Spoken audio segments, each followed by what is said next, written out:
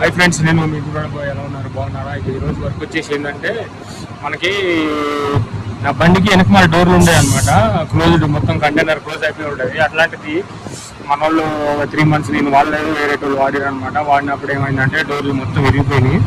ఆ డోర్లు ఉంటే మనకి సెక్యూరిటీగా ఉంటుంది అనమాట. మనం గూడ్స్ క్యారీ చేస్తాం కాబట్టి అవన్నీ పోకుండా ఉంటాయి మనం రన్నింగ్లో వెళ్ళేటప్పుడు. సో అందుకని చెప్పేసి వాటికి అయితే మళ్ళీ అవన్నీ వేపిస్తున్నాను అనమాట.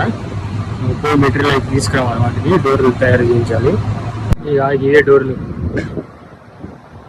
సైడ్స్కి డోర్లు ఉండే అనమాట. మా దోలగాళ్ళు దోల పని చేసి మరి ఏం చేశారు, ఆ దోల పని తెలియక మనకి డోర్లు అయితే విరిగిపోయినాయి అనమాట.